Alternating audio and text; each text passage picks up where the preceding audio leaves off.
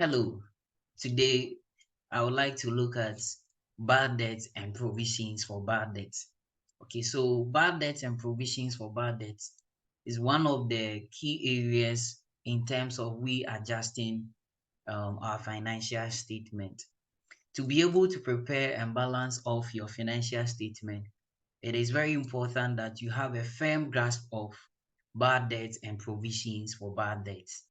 Okay, so in a course of we operating as a business, it's likely that we will have good customers. And obviously, we are also likely to have customers who may not be faithful to us, customers who may not be good customers. So sometimes we do have customers that they buy and make part payments. They are unable to make full payments. And in that case, they become our debtors. Sometimes we sell to them and they are unable to pay at all and they still become part of our debtors. Now, sometimes some of these debtors are able to make payment to the business, so they are faithful. They are able to redeem themselves.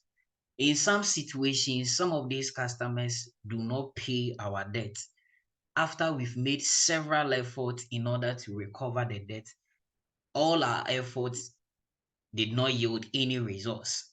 So, in a situation whereby a business has made deliberate effort in order to redeem its debt, but still it is not yielding the results that the business wants, and we still have some of the debt still in arrears, and the customers are failing to pay the debt, then that portion of the debt we consider it as bad debt. So bad debts are just debts that are irrecoverable. You cannot recover. It is uncollectible. We cannot collect the debt.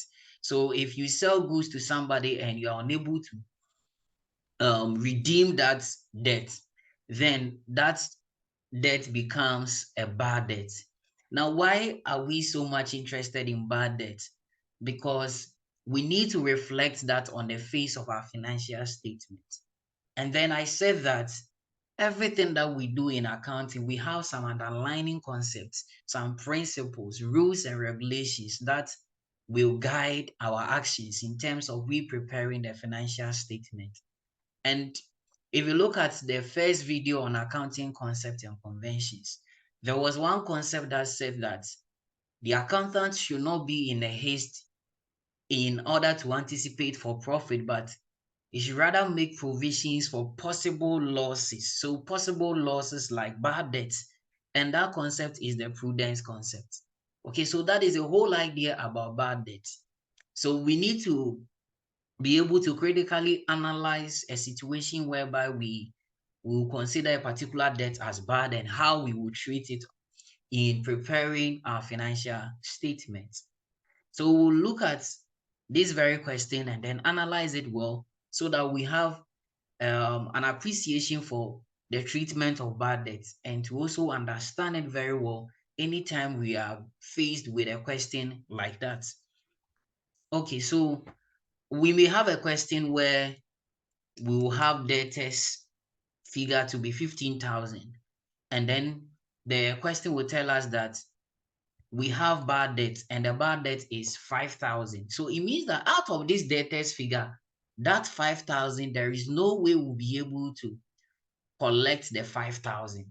There is no way we'll be able to redeem the 5,000. So in a business, you cannot say that if you are not expecting the 5,000, then you cannot say that the 15,000 is your total debtors.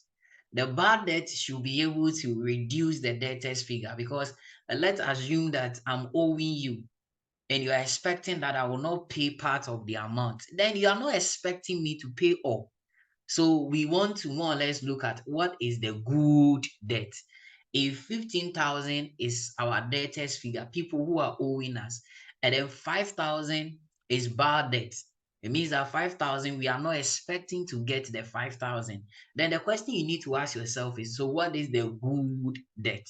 What is the expected amount that you are looking forward to from the debtors or from the customer? So bad debt has the effect of reducing the debtors figure. So anytime there is bad debt, then you need to reduce the debtors figure by the bad debt.